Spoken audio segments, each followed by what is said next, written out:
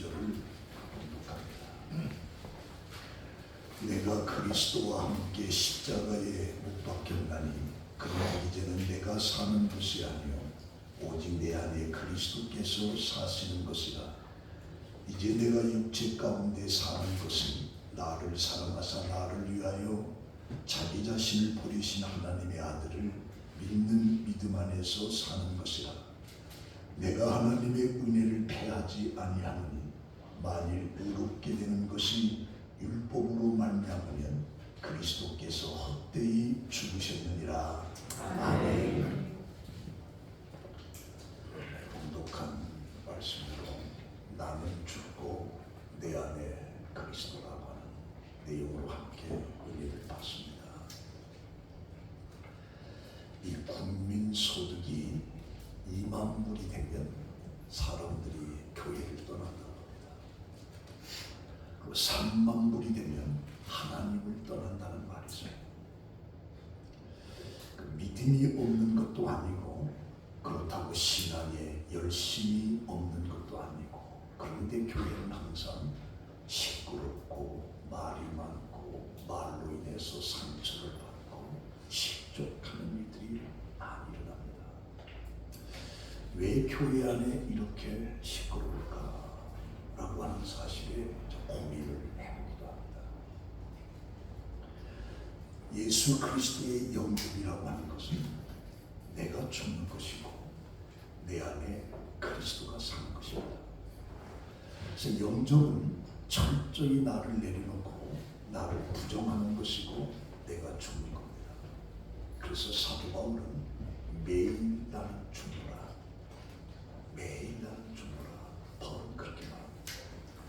그리고 종교 개혁자로부터는 나는 매일 진리를 받는다, 매일 세례를 받는다 라고 그렇게 말을 하고 있습니다.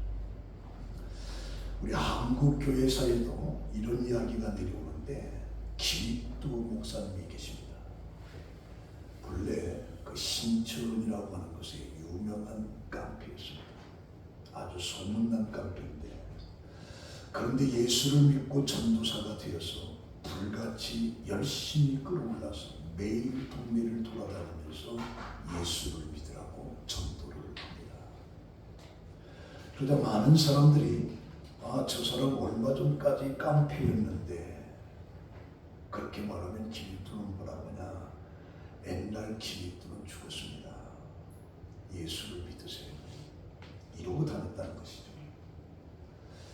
어느 날 부엌에서 설거지하던 아주머니가 김익두가 죽었나 살았나 한번 시험해보자, 그래서 문 앞에 와서 예수를 믿으세요 라는 것을 설거지물을 갖다가 얼굴에다 확 뿌려버렸어요. 죽었나 살았나 보자. 그 설거지물을 얼굴에다 이제 뒤집어 쓴 김익두 목사가 빙그레 웃으면서 내가 죽었으니까 네가 살았다, 내가 죽으니까 네가 살았다. 내가 죽어야 그리스도가 내 안에서 사는 것입니다. 내 안에 내가 살면 그리스도가 살 수가 없어요. 예전에는 내가 살아서 아무것도 아닌 것을 가지고 불같이 화를 냈고, 별것도 아닌 것을 가지고 욕심을 부렸고, 시시하기 짝이 없는 것에 목숨을 걸었어요. 이제 십자가에서 나는 이미 죽었다, 나는 예수와 함께 십자가에 못 박혔음을 믿어야 된다, 나는 이미 죽었다, 오직 내 안에 그리스도가 산다. 그래서 그리스도의 영접이라고 하는 것이 바로 그리스도인이 되는 것이고, 그렇다면 이렇게 그리스도인이 된다고 하면 그 그리스도인들은 무엇을 말하고 어떻게 행동해야 되는가? 그래서 오늘 이 본문에 갈라디아서 2장 20절 이 말씀이 제가 74년, 지금부터 50년 전 일입니다. 이 관악산에서 그 산기도를 하면서 이 말씀이 너무너무 내게 은혜가 돼서 2시간 동안을 그 관악산 대낮에 얼마나 얼마나 외쳤는지 목이 꽉 쉬어가지고 그렇게 내려요. 그래서 이 말씀이 저에게는 엄청난 은혜의 말씀이 되는 겁니다. 그래서 이 말씀을 가지고 한 세 가지 측면에서 선포하고 싶은데, 내가 십자가에 죽었다, 못 박혔다. 그래서 20절에 바울은 내가 그리스도와 함께 십자가에 못 박혔나니, 그리스도와 함께 죽었다. 그러면 예수를 믿는다라고 하는 게 대체 뭐냐? 예수를 배우는 것인가? 예수를 따르는 것인가? 예수를 본받는 것인가? 예수처럼 사는 것인가? 아니면 예수를 사랑하고 존경하는 것인가? 다 귀하고 가치 있는 것이지만 이것 가지고는 부족하다. 예수님의 제자들도 예수님의 십자가를 목격하고 오순절날 성령이 임하는 날, 성령이 받기 전까지는 그들은 그리스도인들이 아니었습니다. 예수를 따라가는 것, 예수의 제자라고 할 수 있을 줄은 모르나 그리스도인은 아니었다. 이 그리스도인이라고 하는 것은 여기에 머무르지 않고 내가 그리스도와 함께 십자가에 못 박히는 신비로운 체험이 있을 때 그걸 그리스도인이라고 말할 수가 있어요. 내가 그리스도와 함께 죽어 그리스도인으로서의 태어나고 그리스도인으로서 살아가는 거죠. 이 그리스도와 함께 십자가에 못 박히는 거기서부터 출발하는 것이 바로 그리스도입니다. 그래서 예수를 바로 믿으려면 그 십자가에 대한 바른 이해가 되고 십자가를 통해서 나를 바로 이해할 때 그게 그리스도인이 될 수가 있는 거예요. 그러면 십자가라고 하는 것은 죄의 형벌을 말하는 건데, 우리는 죄값으로 십자가의 형벌을 다 받아야 됩니다. 그런데 예수님이 우리 인간의 죄를 대신 지시고 십자가에 죽으신 것입니다. 그래서 십자가라고 하는 것은 죄 사함을 받는 거죠. 그래서 내가 십자가에 예수와 함께 죽었다라고 하는 건 내가 죄 가운데서 모든 용서를 다 받았다는 얘기가 됩니다. 그래서 이 십자가에서 죄 가운데 있는 내가 매일매일 죽는 것, 매일 내가 회개를 하는 것, 항상 주를 향해서 내가 돌아서는 거죠. 이것이 바로 그리스도. 영국의 유명한 설교자 스펄전 목사는 이런 말을 합니다. 우리가 어떤 때는 나는 참 죄인이다, 나는 참 나쁘다, 나는 악하다라고 느껴질 때가 있는데, 그러나 기억해야 될 것은 당신은 그보다 더 악하다라고 하는 사실을 알아야 된다. 나는 악하다, 나는 참 나쁘다 라고 하는 말하는 것보다 당신은 더 나쁘다라고 하는 것을 기억해야 된다라고 하는 게 바로 스펄전 목사. 1970년대 한국의 대표적인 신학자 가운데 한 분이신 김재준 박사가 있는데, 그 김재준 박사가 회개의 의미를 이렇게 말합니다. 회개한다라고 하는 것은 생활의 중심이 자기에게서 하나님께로 옮겨지는 것이 회개다. 내 삶에서 하나님께로 옮겨지는 것이 회개다라고 김재준 박사는 말하고 있어요. 이걸 보면서 우리 누가복음 19장에 삭개오라고 하는 인물을 잘 아는데, 그런 부자입니다. 그런 세상 관리입니다.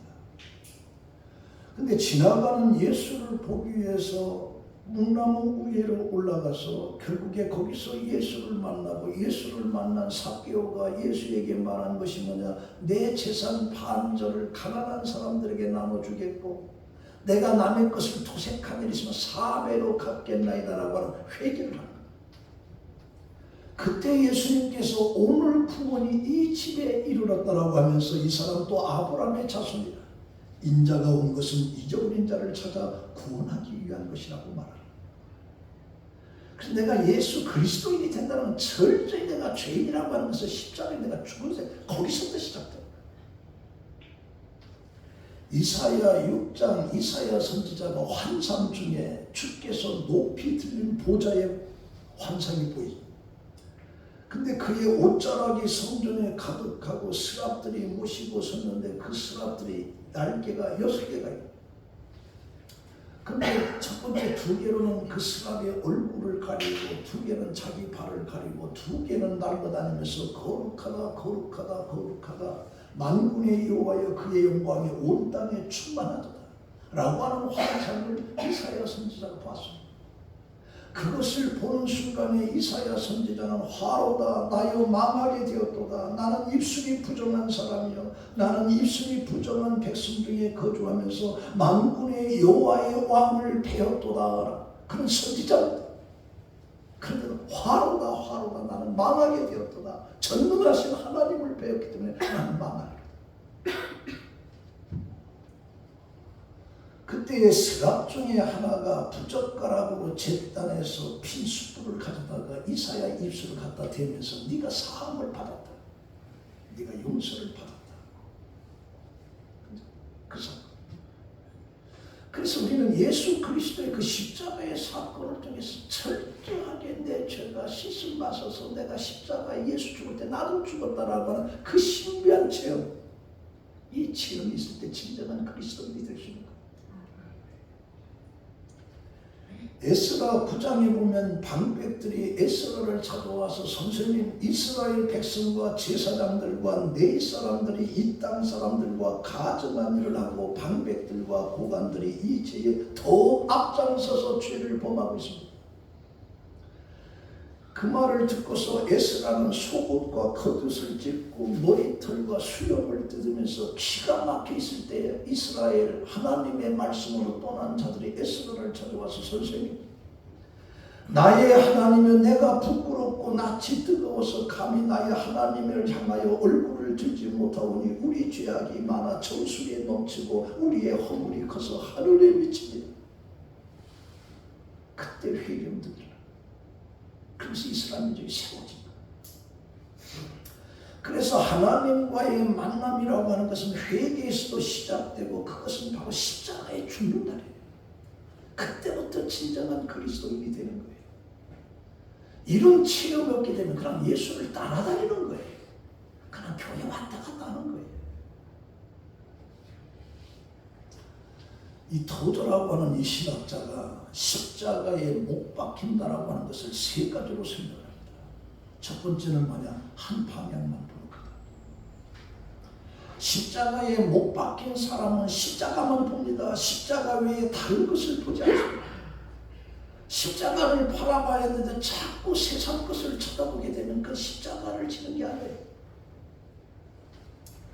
두 번째는 뒤로 후퇴할 수 없는 것이다. 십자가에 못 박힌 사람은 과거가 없습니다. 과거를 다 십자가에 묻어버렸습니다. 부끄러워할 것도 없고 괴로워할 것도 없고 자랑할 것도 없고 내세울 것도 위축될 것도 아무것도 없다. 세 번째는 십자가에 못 박힌 사람은 오직 십자가만을 생각한다. 십자가 이상 앞으로 나가지 않습니다. 우리에게는 아무 공로가 없습니다. 한평생 선한 일을 한다고 해도 그것은 십자가의 은혜일 뿐이지 내가 하는 일이 아니다. 그래서 십자가의 사람에게는 아무 의도 공로도 없는 거예요. 이것이 바로 십자가에 못 박히는 것이다라고 토저신학자는 말하고 있습니다. 그다음에 우리 두 번째는 그리스도가 내 안에 계시다. 이게 내가 예수 그리스도와 함께 십자가에 못 박혀 죽었다라고 하는 그 죽은 사람 속에 이제는 내가 사는 것이 아니라 내 안에 그리스도가 사는 거라요. 그리스도가. 사도행전 2장의 오순절 때에 성령이 임하면서 각 사람에게 이하여 머물렀다. 그래서 이 사건을 놓고 고린도전서 3장 16절에 너희가 하나님의 성전인 것과 하나님의 성령이 너희 안에 계신 것을 알지 못하느냐. 누구든지 하나님의 성전을 더럽히면 하나님이 그 사람을 멸하시리라. 하나님의 성전은 거룩하니 너희도 그러하라. 성령 하나님이 내 안에 계신 것을 네가 알지 못하느냐. 알지 못한다고 하면 십자가에 죽은 것이 아니다. 고린도전서 6장 19절에 너희 몸은 너희가 하나님께로부터 받은 바 너희 가운데 계신 성령의 전인 줄을 알지 못하느냐. 너희는 너희 자신의 것이 아니라 값으로 산 것이 되었으니 그런즉 너희 몸으로 하나님께 영광을 돌리라. 예수 그리스도의 십자가를 사고는 우리를 사는 거야. 우리는 그리스도의 것이다.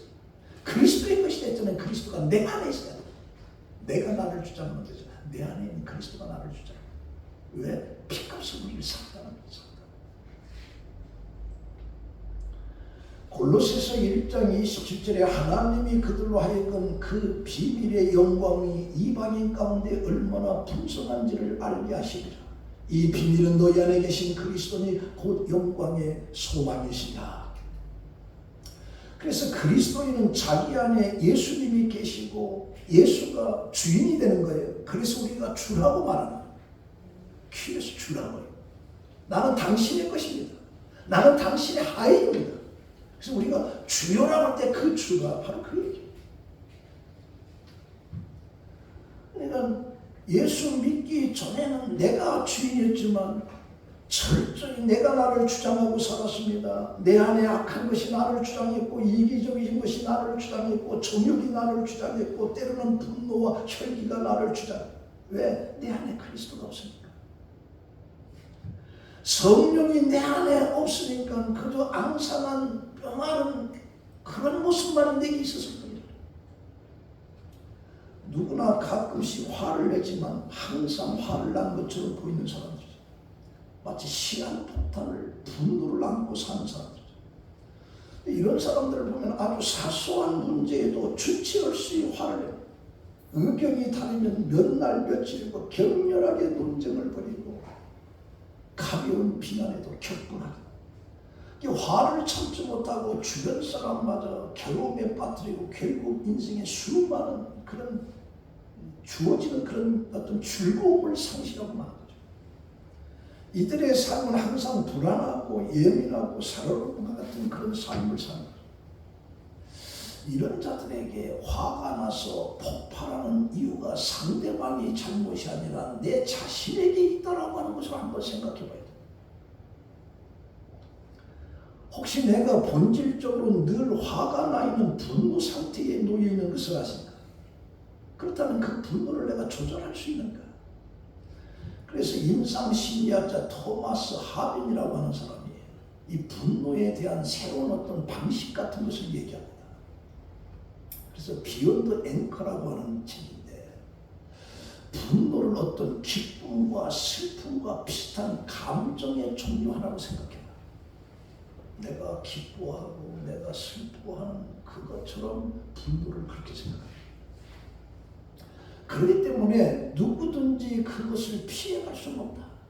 그러나 문제는 이 분노를 느낄 때 내가 이것을 어떻게 조절해서 잘 가라앉히느냐가 문제다. 여자보다는 남자가 분노가 강하게 되는데 그것은 강박관념이 크기 때문에 내가 남자다라는 거야. 그러면 분노를 다스리려고 하면 제일 먼저 나에게 문제가 있음을 부정하지 말고 솔직하게 있는 그대로 사실을 인정해야 된다. 그러면서 나는 화가 많은 사람이야. 쿨하게 인정, 구하게 변명하지 말아요. 그래서 우리는 외모를 파격적으로 바꾸거나 변화 의지를 다른 사람들에게 공개적으로 드러내는 일이 좋다. 그래 나는 이런 부족함이 있어. 그러면서 이 내 분노의 어떤 성격을 바꾸기 위해서 부단히 뭔가는 노력하고 있다라고 하는 걸 보여주는 게 좋다.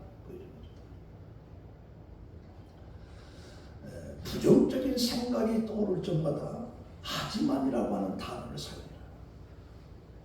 예를 들면 긍정적인 말을 함으로 분노를 줄일 수가 있다.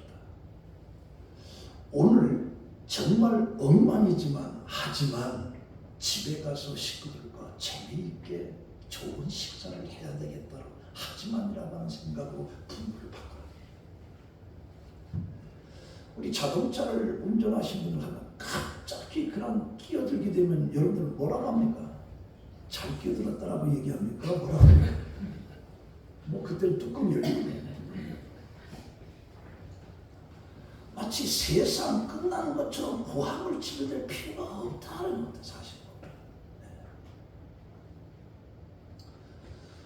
제 친구 중에 하나가 나하고 나이가 같은데 하얀 머리가 이렇게 길어요.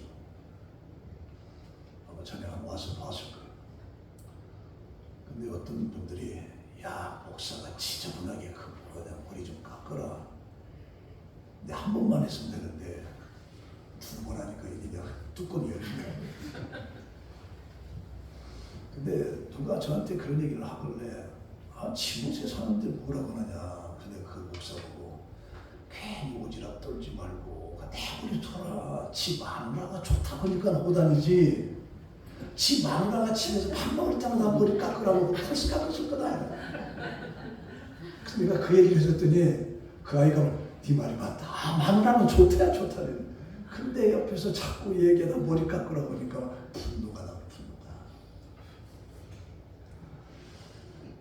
근데 이런 모든 것들은 한마디로 얘기하면 예수 그리스도가 내 안에 없기 때문에, 나라고 하는 것이 강하게 있기 때문에 거기서 분노가 나.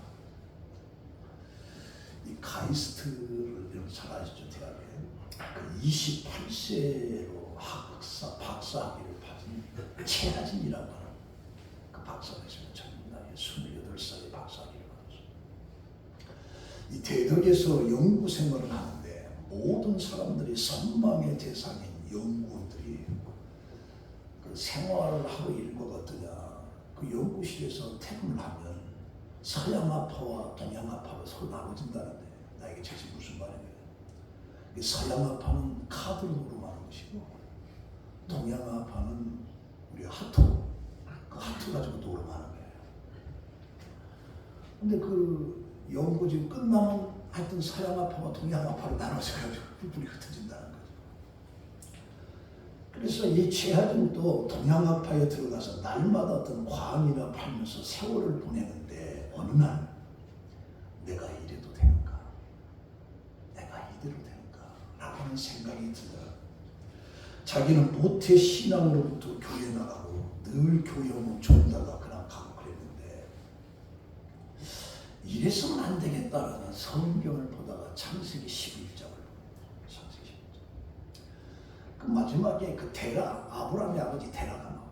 그 테라가 가나안 땅을 가기 위해서 아들 아브라함과 조카들 롯과 함께 하란을 거쳐서 가나안 땅으로 하란에 잠깐 멈추는 거예요. 근데 하란에 멈추는데 가나안 땅으로 가기로 했으면 가나안 땅으로 가야 되는데 그 테라가 그 하란 땅에서 머무는 거예요. 왜? 거기가 좋으니까. 거기가 좋으니까. 그러다가 성경에 205세를 살다 거기서 죽었더라. 그러면서 11장이 맞춰진대요. 그 12장에 와서 하나님께서 아브라함에게 갈대아우를 떠나서 가나안 땅 그 사명을 주게 된 거죠. 이 최하진 박사가 그 장면을 쳐다보면서 내가 테라와 똑같은 인생을 살고 있다. 가나안 땅을 가야 되는데 내가 왜 이 하란 땅에서 머물러가지고 아무것도 없이 205세에 죽었더라고 하는 것을 끝나는 그 인생을 내가 살고 있구나. 그때도 바꿔진 거죠. 그래서 최하진 박사는 정신을 차리고 말씀을 열심히 읽으면서 하나님의 음성의 귀를 기울이면서 하나님의 사랑에 눈을 뜨게 됩니다. 눈을 뜰자 지금까지 편안하고 안정된 생활, 연구원으로서 했던 출세의 화려한 모든 생활을 청산하고 전문 선교사 훈련을 받으면서 중국으로 떠나는 거예요. 그래서 중국의 대학생들을 모아놓고 성경 공부를 가르친 거죠. 그래서 방학이 되면 자기 집을 오픈해서 학생 12명을 초청해가지고 영어를 가르치면서 하나님의 말씀을 가르칩니다. 부인은 작은 집에서 어린 딸과 함께 지내면서 젊은이들을 밥 해주고 빨래해주고 청소해주고 그 고생하는 것을 기쁨으로 감수한다.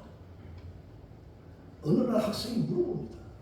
당신은 왜 우리에게 이렇게 부담스럽게 차리는 것입니까? 라고 말하니까 그 최하진 교수가 뭐라고 하느냐. 나는 그리스도인이다. 인생의 목적도 없이 살던 나에게 예수님이 오셔서 큰 사랑을 부어주시고 나를 위하여 자기를 희생하여 십자가에 죽으면서까지 사랑하신 그분의 사랑으로 나는 행복해져서 내가 받은 사랑을 너희에게 표현하고 싶어서 내가 이렇게 하는 거예요. 너희도 부담스럽다면 나에게 받은 사랑을 누군가의 그 사랑을 베풀어 주면 된다는 거예요. 그렇게 해서 수많은 대학생들에게 주님께 돌아오고 있다고 표현하죠. 부인이 어느 날 거울을 쳐다보면서 남편에게 말합니다. 내 얼굴에 주근깨가 너무 가득하다. 섬기를 하고 바쁘다 보니까 자기 얼굴 관리를 하지 못한다. 근데도 그 부인이 뭐라 그런데도 행복해요. 이 주근깨가 하나씩 늘어갈 때마다 한 영혼이 주님께 돌아오기 때문이죠. 여러분들이 진정한 그리스도입니까? 십자가에 달리신 예수 그리스도가 내 안에 있는가? 여러분의 과거는 십자가에서 죽고 장사 지냅니까? 여러분들의 현재 속에서 십자가에 달리신 예수 그리스도가 내 안에 지금 살고 있는가? 살고 있다면 그것이 그리스도입니다. 그리스도가 내 안에 살지 않고 내가 내 안에서 그건 아직 그리스도인이 아니다. 여러분들은 어떻습니까? 여러분들 안에 그리스도가 계십니까? 누가 아멘 했어요? 좀 보세요. 우리 나머지는 안 계신 거지. 자, 세 번째는 예수와 동행하는 삶. 갈라디아서 2장 20절 하반절에 이제 내가 육체 가운데 사는 것은 나를 사랑하사 나를 위하여 자기를 버리신 하나님의 아들을 믿는 믿음 안에서 사는 것이라. 내가 지금 사는 것은 나를 사랑하사 십자가에 죽으신 하나님의 아들을 믿는 믿음으로 내가 산다라고 그렇게 말하는 거죠. 예수는 우리 안에서의 왕을 모시고 사는 거죠. 항상 왕이신 주님을 바라보면서 사는 거죠. 그래서 우리가 믿음으로 항상 그 주님을 생각하며 산다는 그 삶 자체가 바로 동행이다. 동행. 그래서 예수님과 동행이라고 하는 것은 첫 번째 기도에 있어서 겟세마네 동산에서 예수님 나와 함께 깨어있을 수 없느냐라고 하는 그 물음 속에 내가 항상 깨어있는 것, 그게 주님과 동행하는 삶인 거예요. 여러분들 교회 와가지고 여기서 여러분들 교회 여기 자주 안 오시죠? 우리 장숙이 주일날 한 번만 오지. 대단한 거지 한 번만 온 것도. 근데 우리가 이 교회를 와서 기도를 해야 되는데 기도를 무슨 기도를 할까 그런 생각 안 해도 돼. 와서 예수님 하고 생각만 해도 돼. 이게 예수님과 동행하는 나와 항상 깨어있을 수 없느냐라고 하는 그 말에 네가 나와 함께 성전에서 기도할 수 없느냐. 그러니까 여러분 가끔 제가 누군가 뭐 기도하러 오는가 하고 하루 종일 있어도 한 사람도 안 오대. 저기 능국이 있으면 그냥 조연자 임명희 원사 왔을 텐데. 근데 가끔 우리 남의 집사가 와서 기도하셔.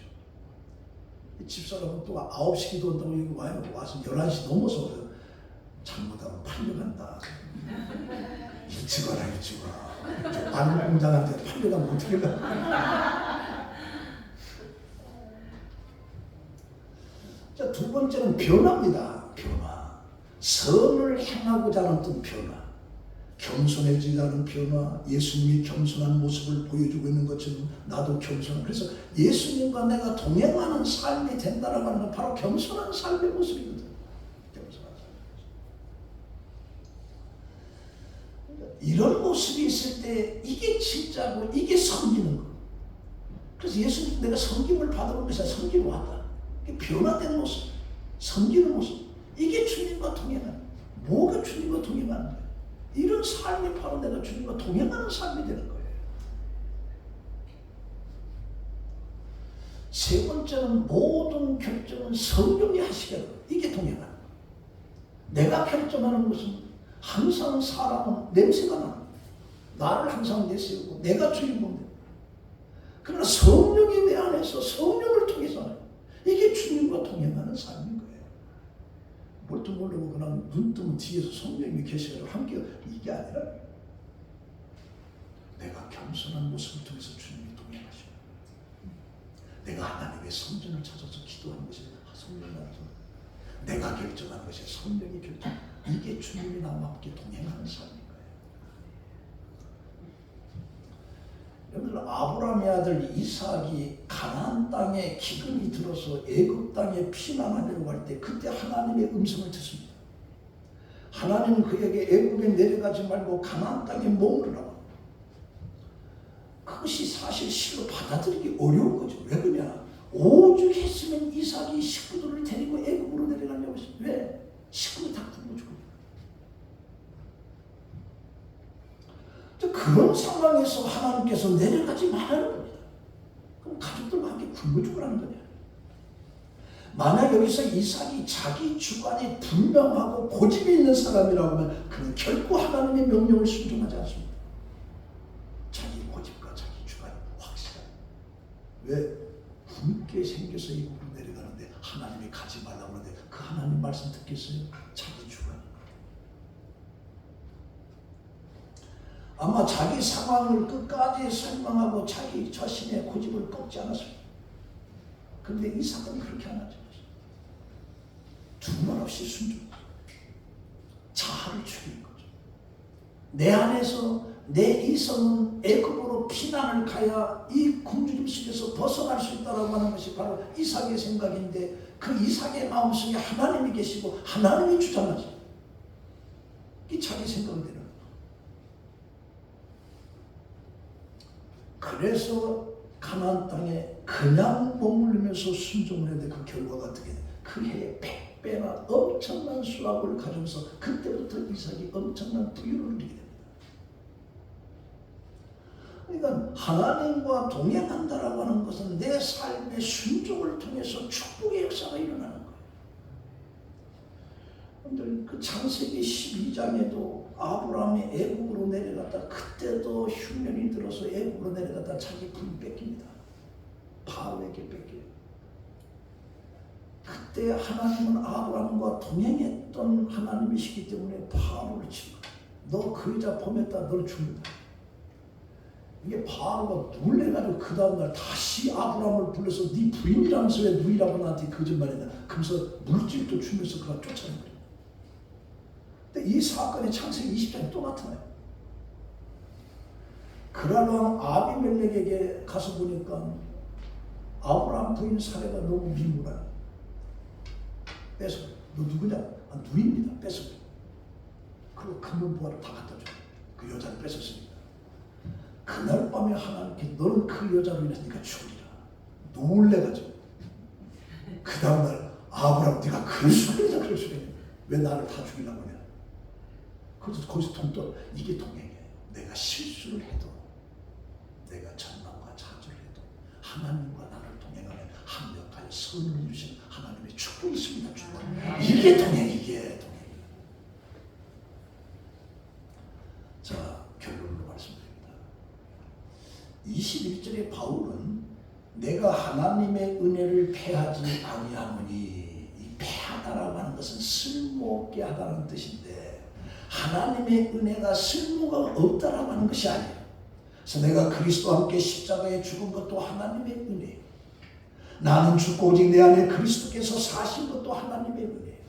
나를 사랑하사 나를 위하여 자기 자신을 버리신 예수를 믿는 것도 하나님의 은혜라고 고백한 하나님의 은혜가 없어진 게 아니라 하나님의 은혜는 계속 지속돼서 내가 지금 존재하는 것도 하나님의 은혜다. 한때 미국에 적극적인 사고방식이라는 노버트 슐러 목사가 있습니다. 그때 제가 한번 가봤는데 수정교회라고 해서 어마어마하게 커요. 그때 부활절 칸타타 할 때 수많은 인파가 가득 채워지는데 깜짝 놀랐어요. 근데 이 노버트 슐러 목사가 적극적인 사고방식으로 인해서 교회를 그가 개척할 때 빈센트 필 목사가 그 설교를 부탁을 했어요. 그랬더니 필 목사가 강단에 서서 말하기를 만일 예수님이 여기 말씀하시면 어떤 말씀을 하실까요? 여러분들을 향해 죄인이라고 부를까요? 천만에요. 예수님은 평생에 어떤 사람을 앞에 놓고 죄인이라고 부르신 일이 없습니다. 그 설교를 듣고 노버트 슐러가 결심을 합니다. 나도 강단에서 절대로 죄인이라고 하는 단어를 쓰지 않겠다. 남이 듣기 싫어하는 말을 설교하는 것은 지혜롭지 못한 거다. 노버트 슐러가 그렇게 말했어요. 그래서 그런 죄나 회개에 대한 언급이 그의 설교에서 하나도 없습니다. 그래서 적극적인 긍정적인 하면 된다라고 하는 사고방식으로 그래서 전 세계가 슬슬 휘어지겠어요. 그래서 큰 인기가 있고 교회도 엄청나게 크게 유리교회로 유리스테이트로 엄청나게 잘 살아요.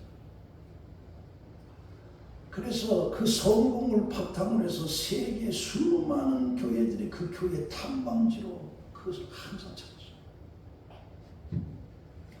그런데 그의 성공과 명성이 끝까지 갖지 못하고 교회 수익이 점점 꺾어지면서 교회는 완전히 파산되면서 가톨릭 교회를 넘어간 거죠. 이게 뭐냐? 이 부정한 긍정적인 사고방식은 가장 부정적인 사고방식이에요. 예수님이 어떤 사람에 대해서 죄인이라고 직접 말씀하신 적은 없어도 예수님이 세상에 오신 목적은 나는 의인을 부르러 온 것이 아니라 죄인을 부르러 왔다. 이게 마태복음 9장입니다.